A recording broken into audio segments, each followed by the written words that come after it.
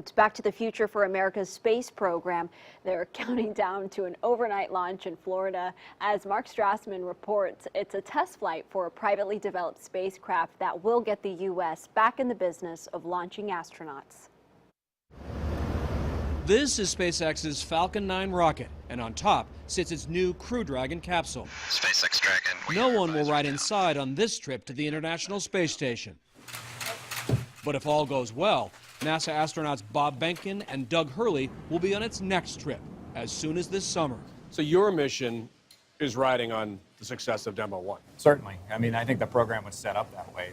And if something's going to go wrong, you want it to go wrong when it's uncrewed. Yeah, when we're not on the rocket, absolutely. The final liftoff of Atlantis. In 2011, NASA retired the space shuttle fleet. And ever since, its only way of launching U.S. astronauts has been to pay the Russians for seats on a Soyuz rocket.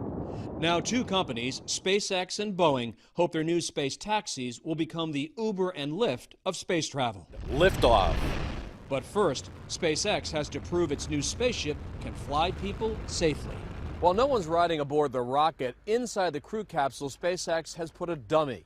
It's a smart dummy with sensors all over it to measure the impact of the ride. We're going to learn a ton from this mission. Kathy Leaders runs NASA's commercial space program. We instrumented the crap out of this vehicle. I mean, it's got data, sensors everywhere. Space has transformed the American way of life. NASA Administrator Jim Bridenstine. Some of this is American pride. I like to use the word prestige. Great nations should be able to launch their own astronauts into space.